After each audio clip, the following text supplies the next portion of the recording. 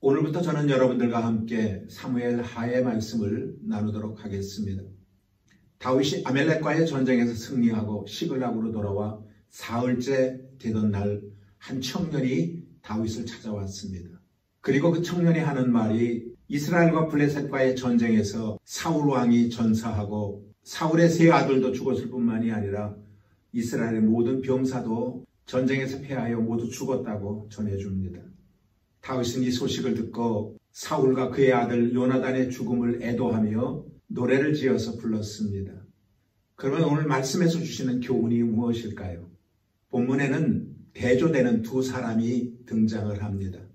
한 사람은 이스라엘의 군인으로서 용맹스럽게 싸우다가 전쟁터에서 도망쳐 나온 아멜렉 청년이고요. 또 한 사람은 이 청년으로부터 불행한 소식을 들은 다윗 장군입니다. 이 두 사람은 이 땅에 살아가는 하나님의 사람과 세상의 사람이 어떻게 차이가 나고 어떻게 구별되는가를 극렬하게 우리에게 보여주고 있습니다. 사랑하는 여러분, 우리는 어떤 사람으로 삶을 살아가야 할까요? 세상 사람일까요? 하나님의 사람일까요? 그렇다면 그 사람들은 어떻게 구별되고 어떠한 차이를 가지고 있는가 하는 것을 오늘 사무엘 하 1장에서 한번 살펴보고자 합니다. 먼저 세상 사람으로 상징되는 아멜렉 청년입니다. 아멜렉 청년은 한마디로 욕심과 거짓으로 똘똘 뭉친 세상의 사람입니다. 그는 전쟁터에서 사울왕과 요나단이 죽은 그 모습을 보고서도 애통해하지 않았습니다. 오히려 그들의 죽음을 자기의 출세의 기회로 얻으려고 생각을 했습니다. 그는 사울왕이 다윗을 그토록 죽이려고 했다라는 것을 알고 있었기 때문에 다윗에게 찾아와서 사울왕이 죽은 것을 보고함으로 그는 칭찬을 들을 줄로 생각을 했습니다. 이처럼 아멜렉 청년은 자기 자신의 출세만을 위해서 다윗을 찾아와서 거짓말을 했던 것입니다. 사무엘상 31장에서 사울이 죽는 모습을 우리가 볼 때에 그는 화살에 맞아 중상을 입고 할례받지 못한 이방인들에게 체포되어 수모를 당하는 것을 두려워한 나머지 그는 자살했다고 했습니다. 그런데 오늘 아멜렉 청년은 이미 죽은 사울의 시체를 발견했음에도 불구하고 자기가 사울을 죽였다라고 거짓말을 합니다. 그래서 사울과 원수처럼 살아가는 다윗에게 공을 세운 것처럼 가장하여 상을 받으려고 거짓을 행했던 것입니다. 사랑하는 여러분, 그 결과가 어떻게 됐습니까?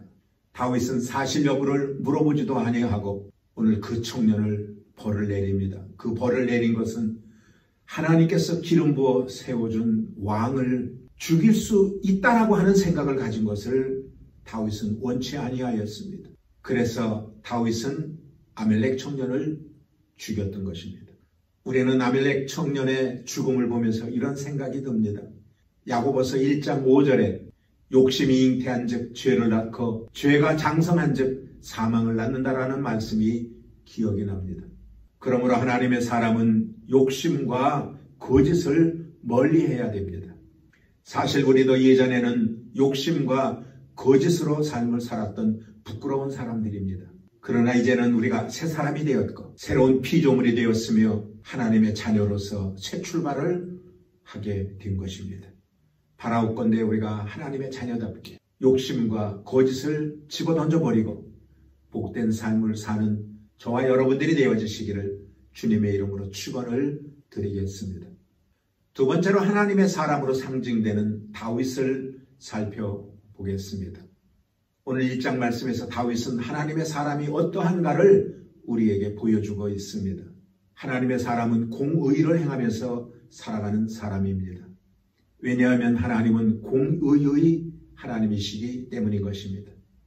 아멜렉 청년이 찾아와서 다윗에게 사울왕이 죽었다라고 이야기를 전해줬을 때에 다윗은 슬퍼하며 옷을 찢으며 금식을 하였다라고 말합니다. 그리고 이 소식을 모든 사람들에게 전하고 그들도 자신처럼 슬픔에 동참하여 해칠 때까지 금식을 하게 했던 것입니다.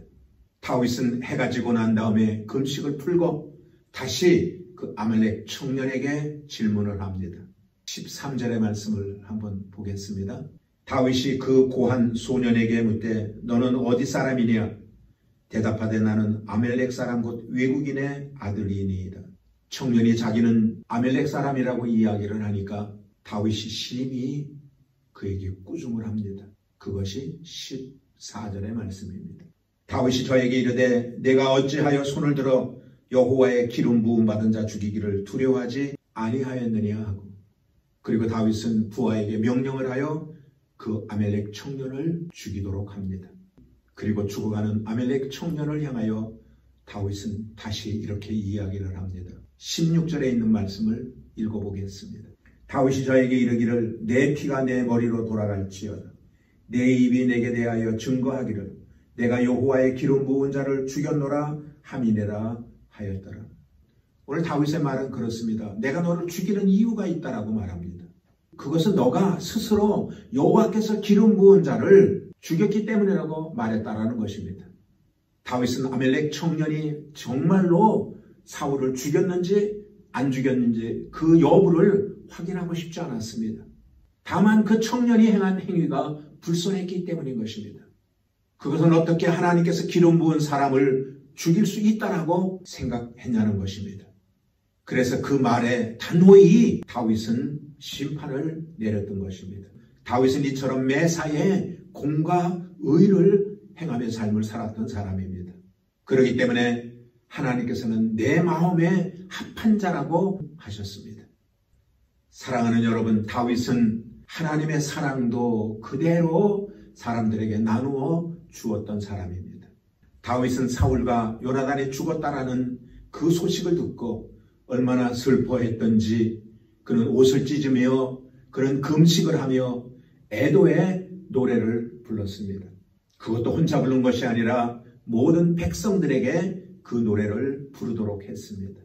그 노래를 활 노래라고 합니다. 아마도 요나단이 활을 잘 쏘는 사람이었었기 때문에 그를 애도하는 마음에서 활 노래라고 제목을 붙였을 것입니다.